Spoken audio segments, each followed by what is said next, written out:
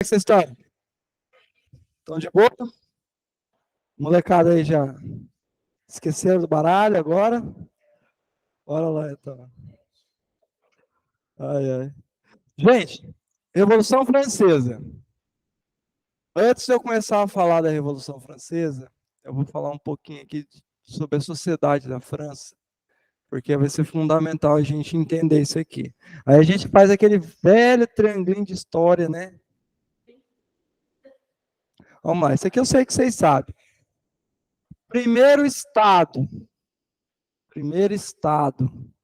era quem? Isso, que a gente chama de clero, igreja. Beleza. Era mais ou menos, gente, 0,5% da população. Tá? Aí vem o segundo estado, ou estamento, tanto faz, tá, gente? Vem os nobres. Fechou. A nobreza, os nobres eram mais ou menos 1,5% da população. Ou eu, 1,5%. Agora, os 98% que sobrou, a gente chama carinhosamente de terceiro estado.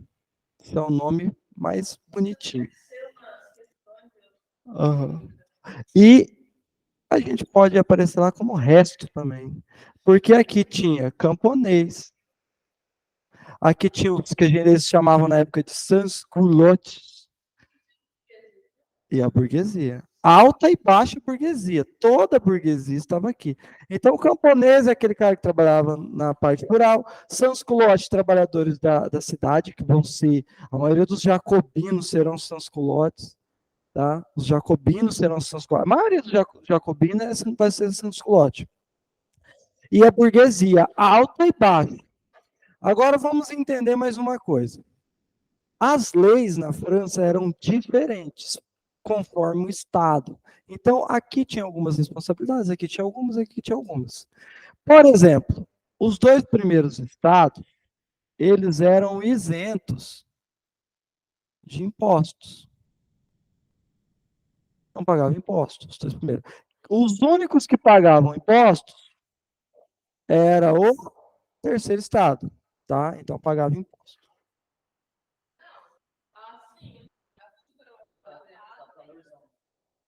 Tá um pouco abafado. Põe alto. Outra coisa que eu quero é pensões. Só por você ser nobre, você recebia um dinheiro mensal. Principalmente a nobreza cortesã, que era aquela nobreza palaciana, que tinham funções públicas, que moravam com o rei e faziam ali as coisas que o rei mandava. Essas pensões eram totalmente pagas pelo Estado. Então, olha que coisa doida. Quem estava no primeiro e segundo estado tinha seus privilégios, tá? Estavam acima das leis, tinham leis próprias. Quem estava no terceiro estado era o resto. O que fazia? Pagar imposto. Pagar imposto, pagar imposto, pagar imposto. É óbvio que, nesse contexto aqui que a gente vai falar, as ideias iluministas já estavam meio que passando de boteco em boteco. Hein, pessoal? As ideias iluministas não foram assim, ai, todo mundo foi lá pegar o livro e ler. As ideias iluministas, o cara que às vezes lê o livro, ele ia lá tomar uma pinga no bar, aí ele falava para os caras, imagina se as coisas fossem assim. Aí ele passava. Aquele outro, sem saber que aquele era ideia iluminista, chegava em casa e falava, e se as coisas fossem assim? Então, meio que um boca a boca, foi fazendo a galera começar a criticar isso aqui que a gente chama de antigo regime. Então, o povo já tinha meio que uma ideia do que seria melhor. Porque não adianta nada eu propor aqui tirar um cara do governo se eu não for oferecer algo melhor que ele. Então, para isso, você precisa ter uma ideia. Então, a ideia já estava se florescendo.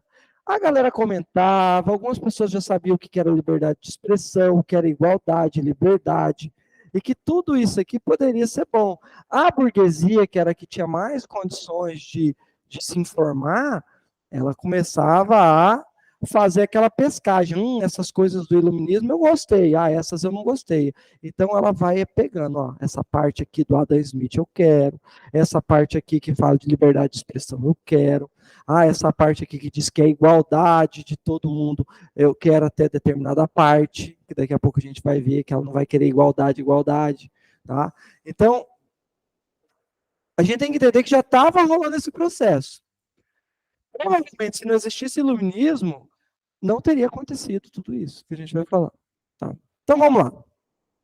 Características. Quando aparecer qualquer questão relacionada à Revolução Francesa, marca enfraquecimento do antigo regime, que é aquilo que a gente já estudou aqui, do absolutismo, mercantilismo e sociedade estamental, vai entrar em colapso, enfraquecer, quebrar. Algumas vão continuar na Europa, mas diversos lugares vão começar a minar, vai começar as mudanças, tá? Influência deles, dos iluministas, e eu acho que foi um pecado a gente não ter visto já o iluminismo, tá? Mas acredito que lá na frente vai aparecer, tá? E o principal beneficiário desse processo revolucionário vai ser a burguesia. A burguesia vai ascender ao poder político na França, coisa que era só dedicada à nobreza e o clero. Tá? Então, agora o poder político chegaria às mãos da burguesia com essa revolução. Então, essas três coisas aqui, gente, vocês têm que decorar, gravar. Tá? Qualquer questão que aparecer de Revolução Francesa, vocês já têm que pensar nessas três coisas aqui. Pensando nessas três coisas, já começa a deixar vocês mais de boa. Então, vamos falar da situação da França. Falar da situação da França. Gastos com guerras. Gente, gastava demais com guerra. Pelo menos 40% do orçamento da França, que era todos os impostos que esse povo aqui trabalhava e trabalhava e trabalhava e trabalhava, era para pagar dívidas de guerra, gastos com guerra ou manutenção dos equipamentos de guerra. Então, só na época da Guerra dos 7 Anos contra a Áustria e a guerra lá contra a Inglaterra, que eles apoiaram os Estados Unidos, que essa guerra aqui contra a Inglaterra, eles estouraram o cofre da França de uma maneira. Eu vou tentar exemplificar. Imagina que você ganha um X no ano, arrecadando imposto. A dívida da França já estava em 10x. Eles tinham uma dívida 10 vezes maior do que eles arrecadavam no ano. Ou seja, era quase que impagável. Tá? Quase que impagável. Então, era um país endividado por causa das guerras. Tá bom? O principal gasto era guerra. Manutenção do luxo da nobreza. Pessoal, o luxo da nobreza, eles viviam no Palácio de Versalhes. Milhares de pessoas, nobres, que ganhavam pensões.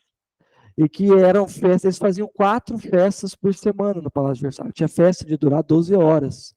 Trazia os cozinheiros melhores do mundo, as melhores comidas, melhor bebida, trazia artista para fazer entretenimento, trazia o cara lá que gosta de fogo, trazia o cara que cantava, trazia o cara... Eles ficavam nesse mundinho chamado Palácio de Versalhes, de riqueza, de luxo, e cada festa uma roupa diferente, joia diferente, não sei o que lá. E tudo isso aí sustentado pelo Estado. Tá?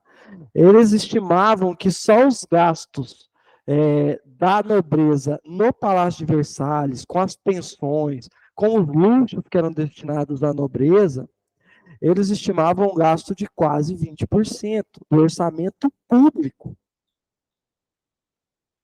Então você gasta ali 40% com guerra, 20% você gasta só com os luxos das pessoas, tá?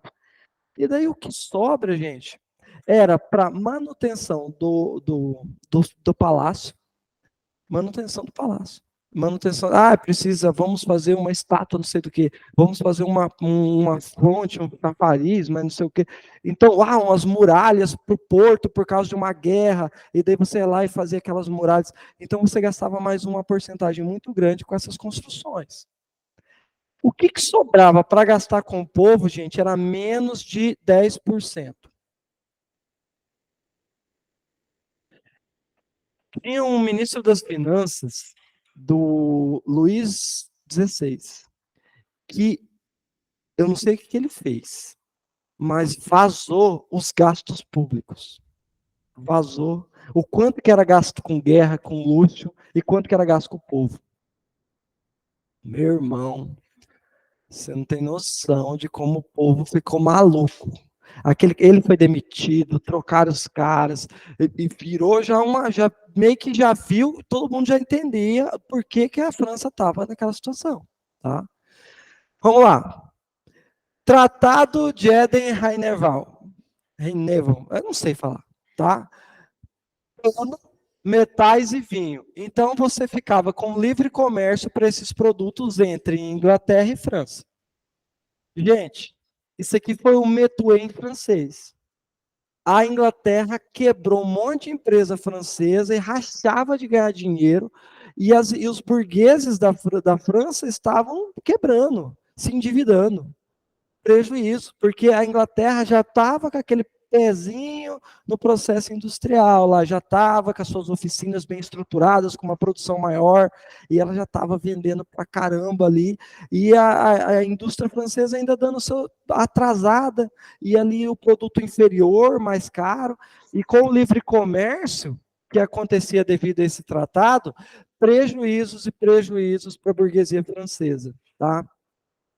Vem a crise agrícola. Vão ter uns 3 anos na década de 70 que vai ter muita chuva ou muita seca. E a produção de trigo despenca, começa a faltar trigo, tá? Inflaciona o preço do trigo. E o que o governo faz? Dá-lhe aumento de imposto porque está arrecadando menos. O governo, toda vez que ele começava a arrecadar menos, ele aumentava o imposto. Então o povo estava sem dinheiro para comer, e o governo aumentando o imposto ainda. Então, olha como que o barril de pólvora estava sendo enchido. Estava ficando cheio. Oi? Travou? Dá um play ali. Divulgação das ideias iluministas, cada vez mais crescendo dentro da França. Com o iluminismo crescendo, o povo começava, meu Deus do céu, a gente precisa que o rico ali não paga imposto que tem terra? Por que, que aquele cara da igreja que arrecada todo o nosso dinheirinho aqui com o dízimo não paga imposto? E começava a tumultuar. Aí, 16, estava casado com uma austríaca. E foi até para eles fazerem essa paz aqui, ó, no ano de 63, meio que ficou prometido lá a menininha lá, para o cara casar com o filho do rei, não sei o quê. E daí eles selaram a paz, fizeram alguns acordos, e um desses acordos era um casamento, né? E daí casaram. Casou lá o que seria o Luís XVI, casou com a Maria Antonieta. Ai, ai, Maria Antonieta. É Maria Antonieta? É, que vai perder a cabeça? Eu sempre confundo essas Maria. Olha só, casou, coisa linda. Aí foi lá para a noite de núpcias. Aí no outro dia todo mundo foi lá pegar os lençol limpinho.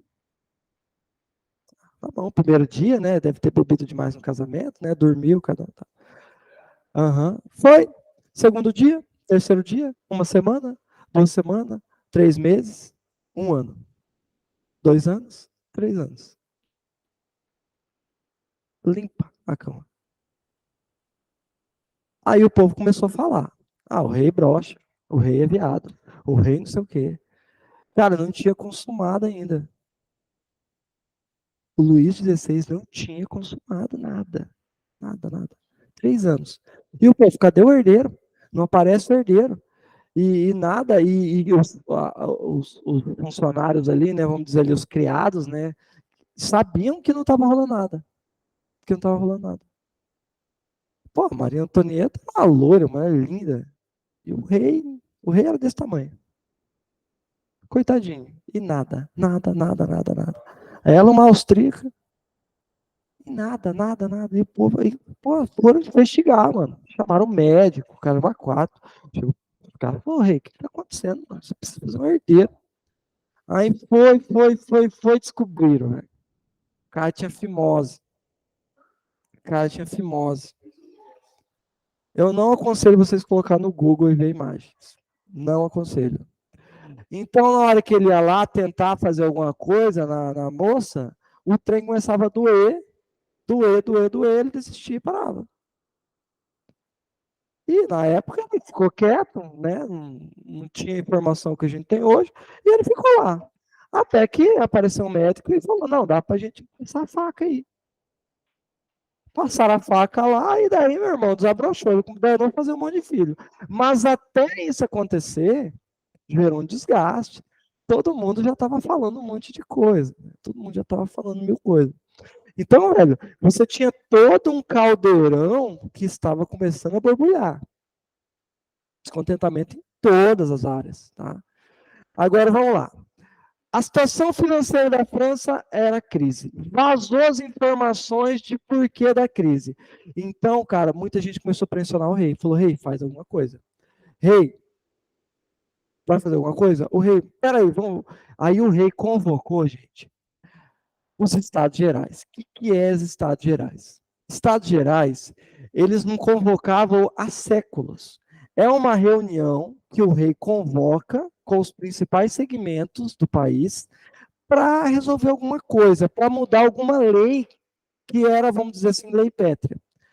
E qual que era o principal debate? O povo estava cobrando que cobrasse impostos também do clero e da nobreza. E para mudar isso, precisaria da votação.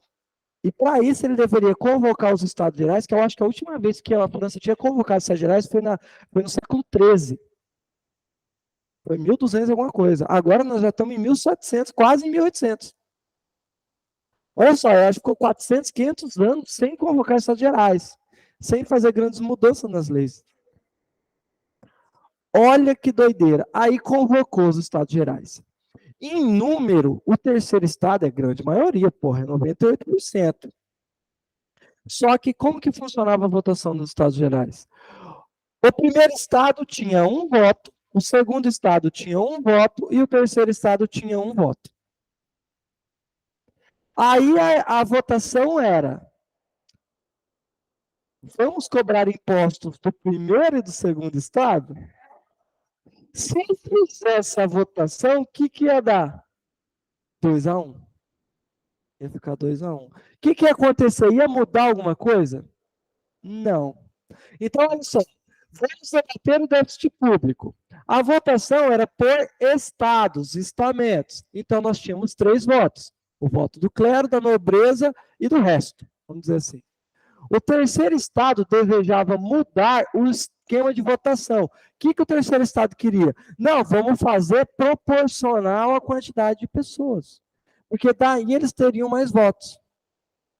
Eles teriam mais votos, eles teriam muito mais votos. E daí o rei tinha que decidir. Então, esse estilo de votação, o rei não vai aceitar, tá? Esse estilo de votação. E veio a proposta de cobrar impostos do primeiro e segundo estado.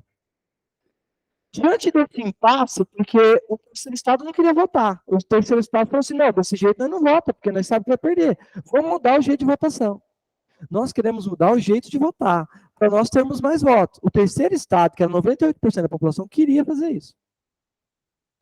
E o rei, não, mas sempre foi assim, há séculos que a votação é desse jeito, e daí o rei pega e dissolve. Não, gente, ó, a gente não vai chegar a nada desse jeito. Eu vou dissolver e eu vou descobrir uma saída para tudo. E daí o terceiro estado saiu da sala, o rei chamou o primeiro e o segundo estado e falou: vocês não querem, vocês precisam pagar imposto. Aí ele falou: não, nós não vai pagar, rei. Nós não vai pagar, não, tá louco? Nunca foi assim, por que agora vai ser? Aí o rei pegou e teve uma ideia brilhante. Falou: não, já sei como resolver. Chamou o terceiro estado e falou: não, a gente resolveu já. Aí o primeiro estado e o segundo estado ali do lado, ele falou: então eles vão começar a pagar imposto, o rei. Não, quase. É que a gente vai aumentar um pouco os impostos do terceiro. Como que eu vou resolver o problema dos déficits públicos? Aumentando o imposto do terceiro. Olha que B.O. Nessa hora, meu irmão, os caras ficaram, o terceiro estado, eles invadiram a sala da Pela. A sala da Pela é a avó do tênis. Era uma sala lá que eles faziam um jogo de ficar batendo com a raquete uma bolinha. É o avô do tênis. E eles entraram lá e ali eles se trancaram. O rei mandou eles sair, eles falaram: nós não saímos. Nós só saímos daqui de dentro pelo calor das baionetas, eles falavam, né? Baioneta é aquelas espingardas que davam um tiro, esfumaçava tudo, e é 2 horas para você colocar. Não, não vão sair. E ali dentro eles falaram, vamos começar a criar leis novas para a França. E é aí que eles iniciam ali dentro a Assembleia Nacional Constituinte. Naquele dia, eles determinaram que iam fazer novas leis para a França. Leis essas baseadas em quais ideias? Iluminismo. E você sabe o que o iluminismo dizia sobre o antigo regime, né? Eles criticavam tudo, então seria uma mudança do caralho. E eles se fecharam lá. Então, o terceiro estado proclama Assembleia Constituinte. O que é uma Assembleia Constituinte, gente? Nós vamos fazer leis novas para o nosso país. A nossa última Assembleia Constituinte foi em 86, que ficou pronta em 88, que é a nossa Constituição nossa. Então, sempre você faz uma Assembleia. O que é uma Assembleia? Todo mundo vai debater qual lei. Peraí, na saúde, como que vai funcionar? O que você acha? Faz uma pesquisa aí nos outros países. Você vai lá e vê o que a gente já tem. Você vai lá e chama os especialistas. E a gente vai debater, e vão montando as nossas leis e daí tá lá na frente para pronto. Isso é uma Assembleia Constituinte. Passar por todos os segmentos esse tipo de debate. É o que a gente chama de Constituição promulgada. Né? Lembra que eu mais ou menos isso. E daí, o rei, o primeiro estado e o segundo estado são contra fazer essas novas leis. Por que será? Por que será? Né? Porque eles viviam num mar de privilégios. Tá? E o povo, tendo ciência dessa luta, o povo começa a... Imagina, o cara que está morrendo de fome, o cara que está endividado, o cara burguês que está com a empresa quebrando por causa dos ingleses. Essa galera, o sanculote, o camponês, essa galera começou a ir para as ruas e tumultuar, mano. Começou a tumultuar. E aí, velho, muitos militares que estavam sofrendo, que também sofriam, porque os militares nada mais é do que um trabalhador, muitos começaram a migrar para o outro lado. Começou a virar, perdeu o controle. A cidade de Paris perdeu o controle. O povo já estava pé da vida, tá?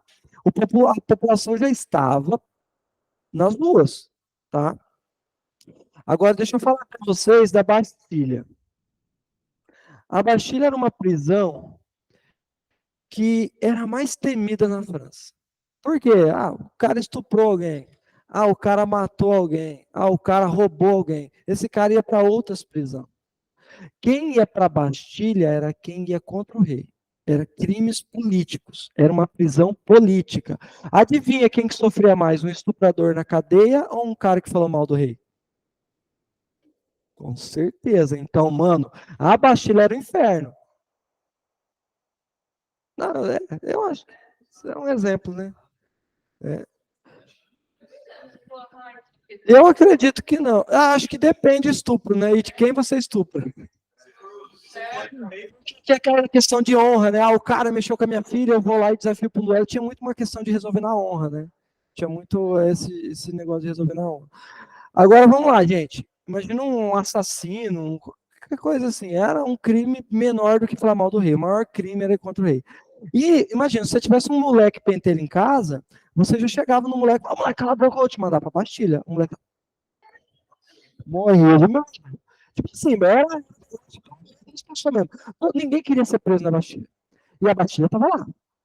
Uma empresa, uma fortaleza lá, tal, que tinha um funcionário lá dentro, muitos chegados do rei, porque para alguém ficar torturando alguém porque falou mal do rei, tem que ser alguém que gosta do rei. Então, a galera não chegada e tinha ali, se eu não me engano, na época, uns 15 prisioneiros políticos. Cara, o Voltaire ficou preso na Bastilha, já. O Voltaire já foi preso, né? Você tem uma noção. O que acontece? Essa galera, e agora eu vou falar com detalhes para vocês. Esse povo estava nas ruas, e o primeiro lugar que eles foram era no Hospital dos Inválidos. O que é o Hospital dos Inválidos que tem na França? O Hospital dos Inválidos era um hospital de guerra. Aquelas pessoas que chegavam machucadas da guerra ficavam tratando nesse hospital. E ali era guardado arma nesse hospital. Eles guardavam as baionetas ali. E a população toda pegou lá e tem sempre aquele cara que está no meio da muvuca lá e fala: eu sinto. Aonde? Lá no Hospital dos Inválidos. 5 mil povos, aí veio todo mundo. Aquela muvuca, milhares de pessoas. Aí os caras estavam lá no hospital dos inválidos, aí vira aquela muvuca de gente. Aqueles gritos de guerra, né? Porque tava a população mesmo. Maria Antonieta, vou fuder sua. Eles pensaram, né? Aquele negócio, né? E vinha aquela galera assim, entrar no hospital dos inválidos. Aí o cara chegou, mano, eu lembro como se fosse hoje. Velho, o cara chegou e ele entrou assim, aí ele pegou e falou assim, galera, olha que notícia boa, 2.000 marionetas. Aí o povo... Aí ele falou assim, mas não tem munição, o povo... Aí um pegou e gritou, eu sei aonde tem munição. Eu sei onde tem porva. Eu sei onde tem porva. Aonde? Na Bastilha. Hashtag Bastilha. Todo mundo, pá, partiu Bastilha. Aí essa galera foi. Foi. Na hora que os caras da Bastilha viram aquela muvuca de gente chegando, a galera já derrubou a porta de madeira e entraram para dentro da Bastilha. Ali, meu irmão, para quem estava do lado de fora, foi um show. Você só via clarão lá dentro. Tiro, tiro, tiro, tiro. E grito. Grito, grito, grito, grito. Oi?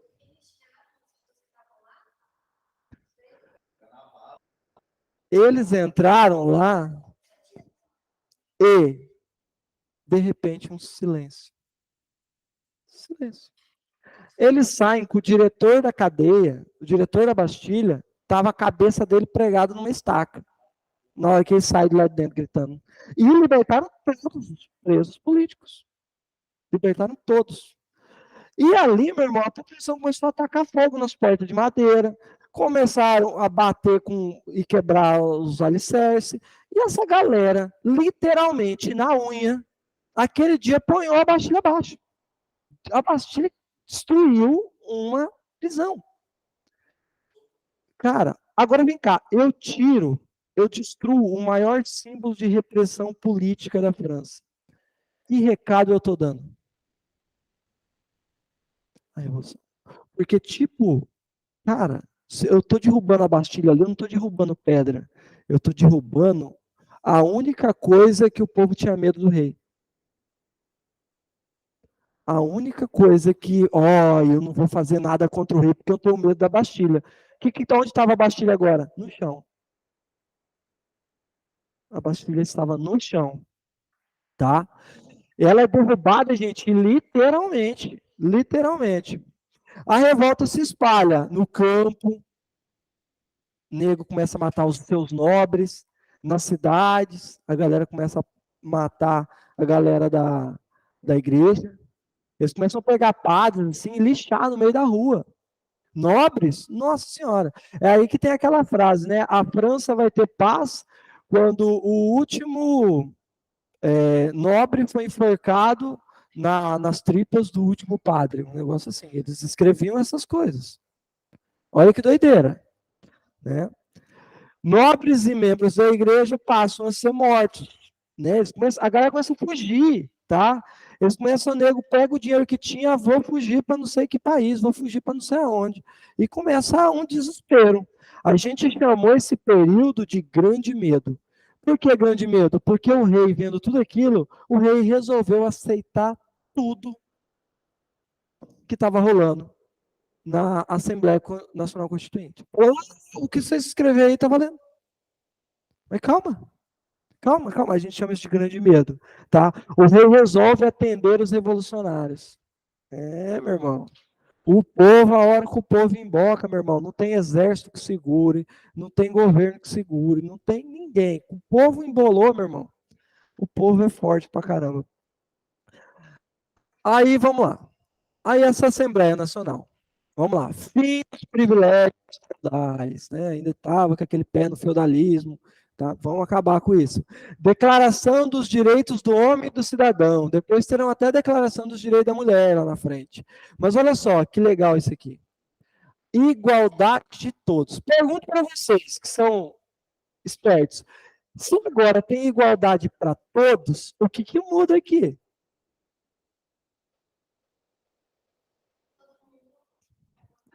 Precisa ter primeiro, segundo e terceiro estado agora?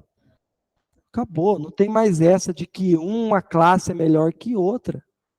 Igualdade para todos significa agora todo mundo é um só. Não precisa ter três estados, agora é um estado só onde todo mundo está ali dentro. Tá? Vamos lá. Direito à propriedade. Direito à propriedade privada, antes que alguém fizesse alguma coisa que o rei não queria, o rei ia lá e tirava o título do cara e o cara perdia aquelas terras. Quando eu garanto a propriedade privada, o que, que acontece? O poder público não pode tirar a terra do cara, o que é do cara. E isso vai ser bom para quem?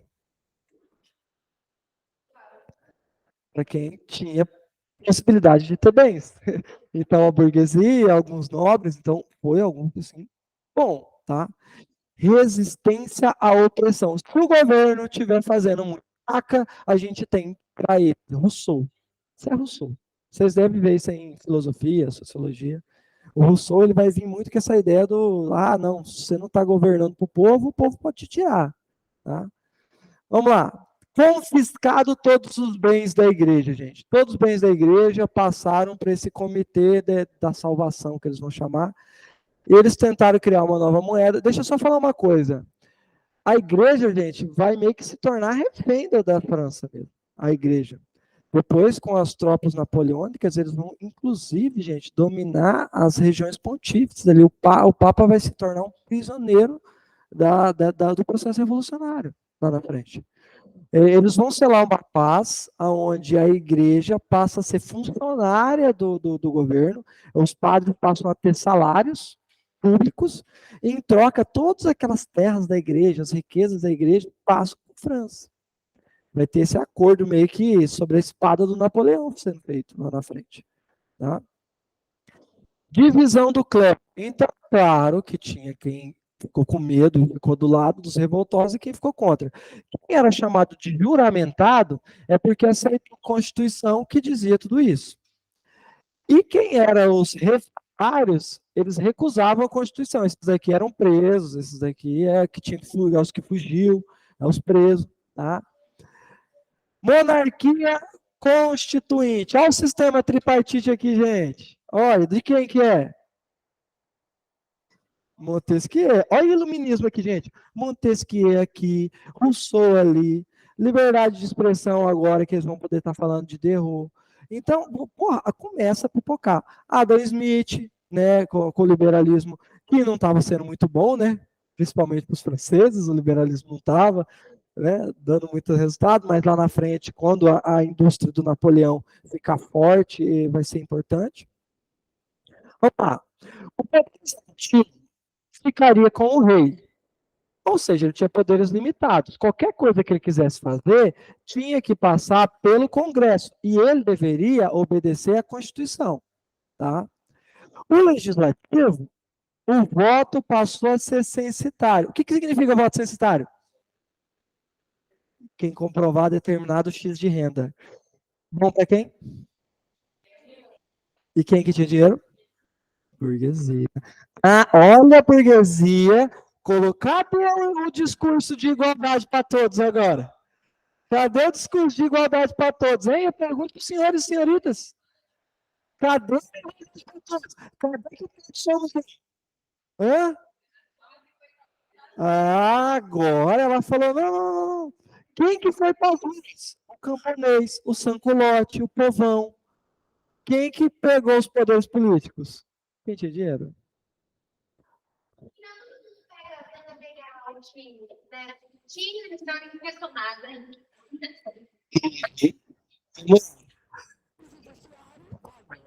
Tinha que fazer seguir as leis, né? Não era aquele negócio que o rei mandava e tudo obedecia. Vai ter um corpo de juízes que tem que fazer conforme as leis, não do jeito que ele quer. Tá? Então, começou a funcionar os três poderes. Isso aqui vai virar base, gente, porque a gente tem hoje de três poderes, tá? O primeiro momento estava colocando em prática os três poderes. Primeiro momento. Vai ser tumultuado? Vai ser. Vai dar muita coisa errada? Vai. Mas já foi uma influência, tá? Formação da Assembleia. O que era essa Assembleia? Era onde eles iam debater as leis. Eles iam fazer, como se fosse um congresso. Então, olha aqui, gente. Tinha o rei, À direita do rei iam ficar um monte de políticos. À esquerda do rei iam ficar um monte de políticos. Aí no centro, principalmente próximo ao rei, tinha os políticos e tinha uma galera do pântano que ficava mais para o fundo. Era mais ou menos isso. À direita, eles passaram a ser conhecidos como girondinos, que era a burguesia, os maiores burgueses, os mais ricos da França.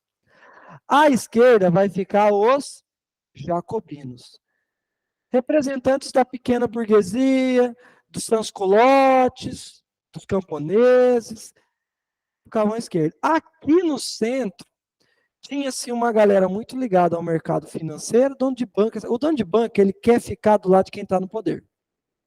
Né? Então, ele flutuava para os dois lados. Né? E tinha outras pessoas ligadas a militares, ligados, que também ficavam naquela, né? Vou ver quem que está no poder e daí eu me aproximo. Que eram esses que ficavam mais no meio aí, que era o pântano e outro lugar ali na frente. Tá? Então vai ter isso aí. Por exemplo, aqui ó, nós teremos os girondinos, que é a burguesia, que ficava à direita. E os jacobinos, que eram os radicais, que eram aquele povão mesmo, que era o que mais sofria, né? E a baixa burguesia, que ficava à esquerda. Tá? Outros grupos menores, né? Os Phillips, que é a burguesia financeira, os donos de banco, né? Que queriam ficar perto do poder de qualquer jeito. Tá? E o rei foi obrigado a jurar a Constituição. Agora, o rei deveria obedecer a Constituição. O absolutismo morre aqui. O absolutismo morre aqui. Agora, o rei tem que obedecer à Constituição. Fechou. Ah, bom, então o rei agora. Cara, o rei teve que ajoelhar, pôr a mão na Constituição. Foi um negócio meio que humilhante. A Maria Antonieta, ela não ajoelhou. Ela colocou a mão na Constituição, mas ela não ajoelhou. O francês odiava a Maria Antonieta, gente. Ele odiava ela. Primeiro, porque ela demorou a dar o herdeiro. Segundo, porque ela vivia com joias e gastando. Tem aquela frase que deram para ela: e o povo não está comendo pão? Dê brioches. Né? Por que não come brioche? Então, o povo odiava ela. Odiava ela. Odiava. O que o rei fez diante desse contexto? O rei e ela começaram a trocar cartas secretas com a família dos Habsburgo da Áustria, que é a família dela. Quem que era a família dos Habsburgo? A principal família absolutista da Europa. E começou aquele negócio, o rei mandando cartinha para tudo ilegal, porque, meu Deus do céu, isso é traição, né? Fechou. Aí vem as primeiras invasões. Gente, quando a gente fala de Revolução Francesa e Era Napoleônica, vão ter diversas invasões na França. Porque, cara, onde já se viu? Tirar um rei do lugar, isso é uma ameaça para todos os tronos dentro da Europa. Então eles vão se unir, vamos nós três, nossos três países lutar lá. Eles vão chamar isso de coligações. Terão várias coligações, se não me engano, vão ter 9 coligações. Que eles vão, lutam, perdem ou ganham, depois vem outra coligação, depois vem outra, depois vem outra, vem outra. Então vai ter muita guerra, tá, gente? Muita guerra. E a Áustria e a Prússia, né, se unem para tentar. Eles invadem a França, os exércitos da Áustria e da Prússia. O povo pega a arma e começa a defender a França, o povão. Agora, gente, não é uma guerra igual era antes, de exército contra exército. Não, agora é uma guerra de exército e povo contra exército. Porque na hora que eles invadiam as cidades, mano, era nego jogando pedra, era nego com faca indo pra cima. Véi, era um negócio muito louco, assim. O povo da França tinha comprado a ideia.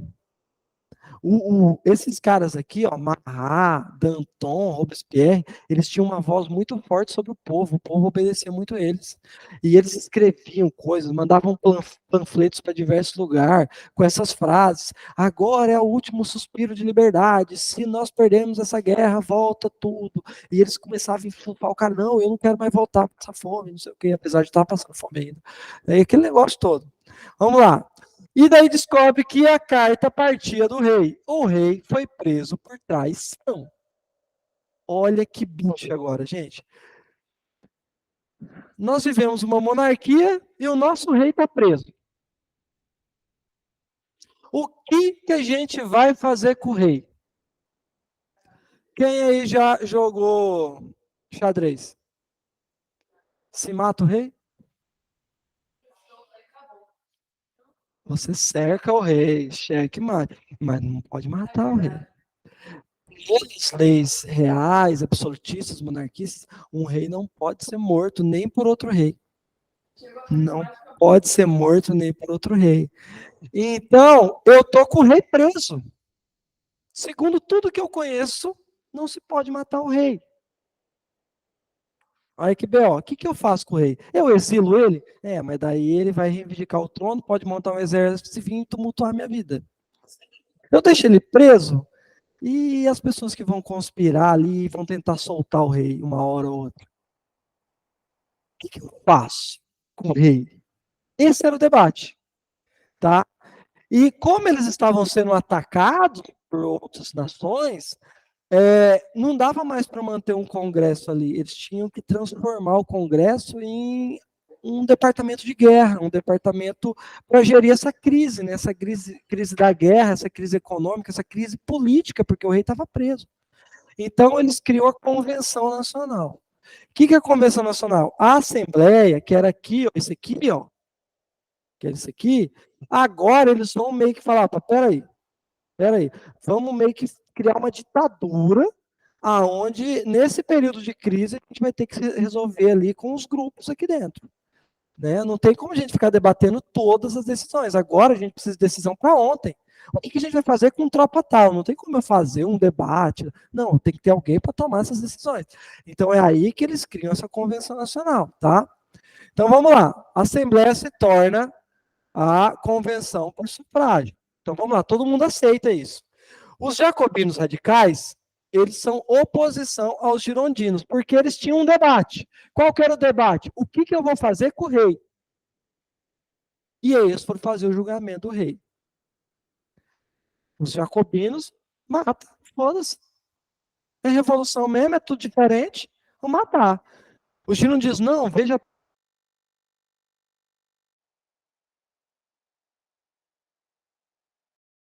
Aí ficou aquele debate. Então, um queria dar ainda girondino de morte, bem poucos. Agora, mano, jacobinos era unânime. Vamos matar agora. Agora, né? Corta ele agora mesmo, dá uma faca pra mim. Jacobino era desse jeito. Uma coisa que vai funcionar com igualdade dentro da França. A guilhotina. Porque até para morrer, o pobre se fudia mais. O pobre era queimado, enforcado. Teve um cara, um nazista que foi enforcado depois do julgamento de Nuremberg, que ele ficou 17 minutos 17 minutos. Porque depois que você solta ali, que ele cai, bate, que ele não morre quebrando o pescoço, ele ficou ali só sufocando. Ele ficou 17 minutos ali. E você não pode interromper o processo de execução. Aí você tem que ficar esperando ali só para marcar o tempo da morte. Aí o cara, vai morrer não? Mais ou menos assim. E o que acontece? O pobre era esse tipo de morte. O rico não. Parava a cabeça ali, acabou. Com o que eles chamavam de carrasco, né? O cara chegava lá e pá. Aí criaram uma máquina para todo mundo morrer igual, que é a guilhotina. Você chega ali, o cara ergue ali a cabeça do cara, mostra para todo mundo, porque eles disseram que o povo adorava ver o zoinho da pessoa. Outros dizem que você ainda tem 8 segundos de lucidez, então quando corta a sua cabeça, você tem 8 segundos vendo o povo assim. Imagina que pira do caralho. Tá doido. Tá? O rei foi. É o que o povo falava. E era em praça pública isso, que era para o povo ver essas coisas. O povo adorava. Quando o rei foi executado, na hora que o rei saiu da carruagem assim, o povo reverenciou o rei para a morte. Porque ainda tinha aquele negócio de respeitar o rei. O rei divino, não sei o quê. A Maria Antonieta, mano, na hora que ela chegou, a galera xingava, cuspia. Ele chegou numa carruagem para ser executado. Ela chegou em cima de uma charrete. O ódio com ela era enorme, era gigantesco. Ela foi guilhotinada também, ele e ela, tá? Os países absolutistas, temendo o exemplo francês, meu Deus do céu, arrancaram a cabeça de um rei na França. Coisa que não era novidade, porque na Inglaterra já tinham cortado a cabeça de um rei há algumas décadas atrás. tá? Mas vamos formar novas coligações para atacar a França, porque onde já se viu isso é a moda.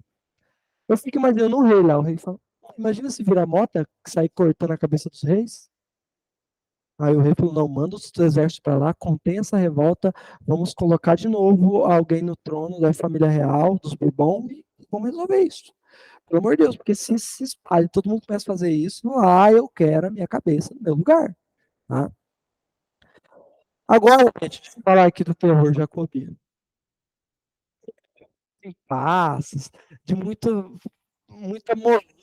Segundo os jacobinos, os girondinos davam muita moleza para nobre, para a igreja.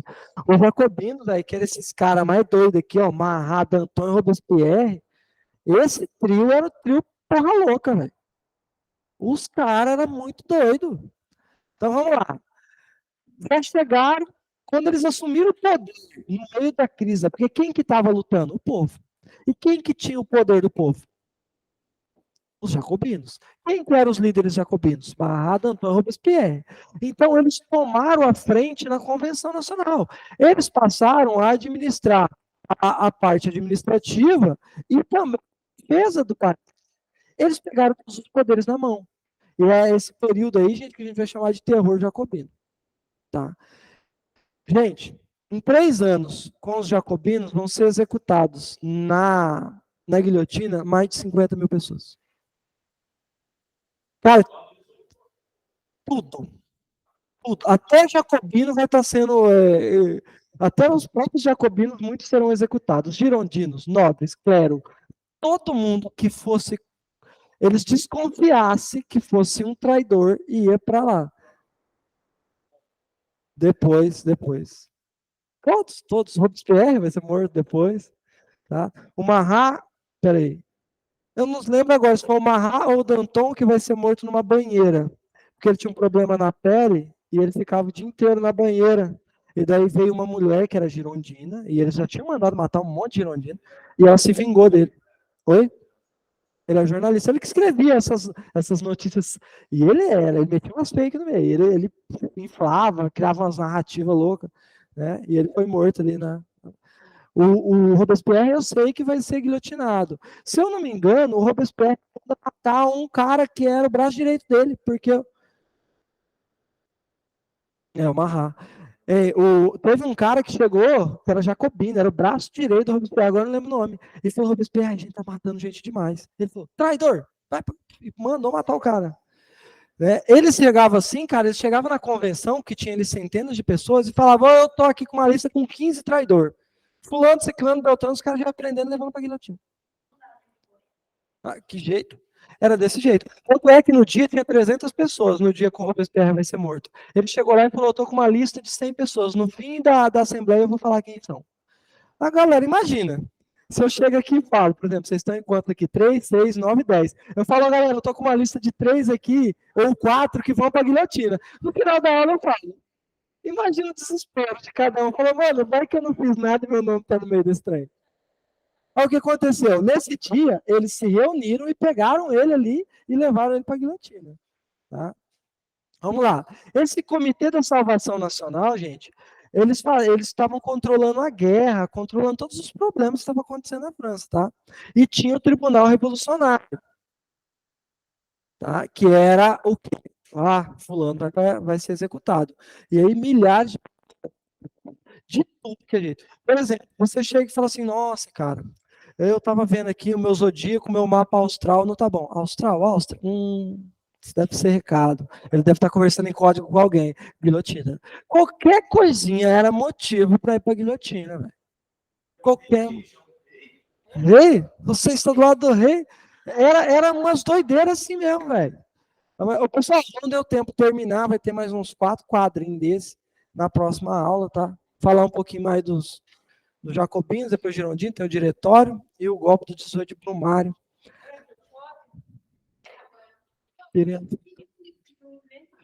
Coligações é quando países absolutistas se uniam para atacar a França.